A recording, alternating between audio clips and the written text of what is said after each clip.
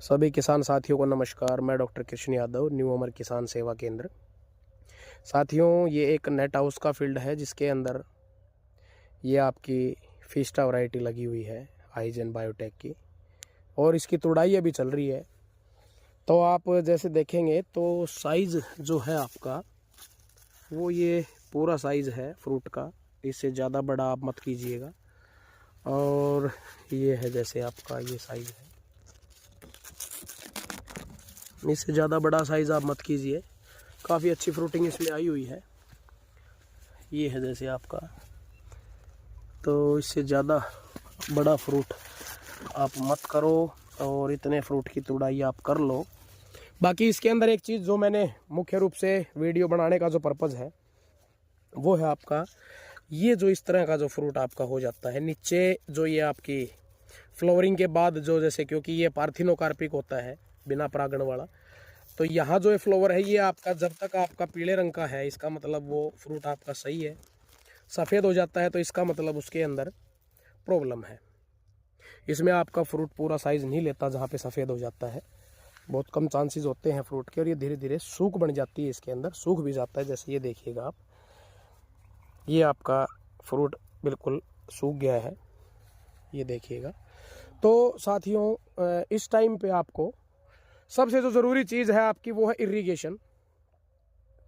और इरिगेशन में भी आपको फर्टिगेशन आप कह सकते हो कि उसको बड़ा ध्यान में रखना पड़ता है, क्योंकि टेम्परेचर आपका दिन का अभी काफ़ी हाई जा रहा है। तो इस मामले में अब फ़िलहाल में आपको जो फर्टिगेशन रखना है उसके अंदर आप आधा घंटा डेली आप ड्रिप चलाइए। जहाँ पे आपकी बाड़वाई मिट्टी है, मोटवाई मिट्टी है, वहाँ आधा घंटा आप ड्रिप चलाइएगा डेली। और जब आपकी खुराक चढ़ती है, खुराक के टाइम पे आप उसको 1.5 घंटा रखिएगा। बाकी अदर दूसरे दिनों में आप आधा घंटा का आप टाइम शेड्यूल आप रखिए, क्योंकि ये मोस्टली जो है आपकी ये फर्टिगेशन के अंदर जो आपका गैप आता है उसकी वजह से है। और इसके अंदर भी आपकी जो नमी है मिट्टी के अंदर, क्योंकि बाड़वाई मिट्टी के अंदर नमी बड़ी जल्दी सूखती है, सूखा बहुत जल्दी आता है, तो उस मामले में आपको ये कंडीशन आपको मिलेगी। तो अभी फ़िलहाल सबसे ज़रूरी है आपका पर्दे की जो पोजीशन है वो ठीक है। ये इस टाइम पे आप अभी ये क्लोज़ नहीं कर रखा हमने, क्योंकि टेम्परेचर ठीक है 40 डिग्री तक आपका, आप इसको पर्दे को आप नहीं ढकना चाहिए आपको।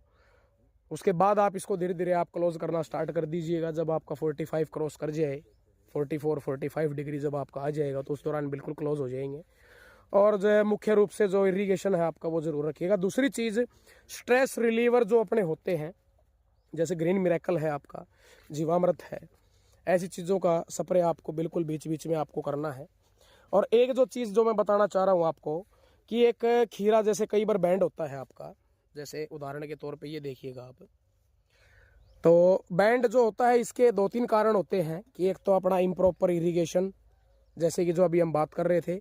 दूसरा आपका कैल्शियम और बोरोन का जब प्रॉपर रेशियो जब फसल में नहीं जाता उस दौरान भी बैंडिंग होती है। तीसरा आपका है थ्रिप्स का अटैक। तो थ्रिप्स वाले अटैक में तो आपको जिधर से आपका खीरा मुड़ा हुआ है उधर आपको अंदर की साइड में आपको निशान मिलेंगे।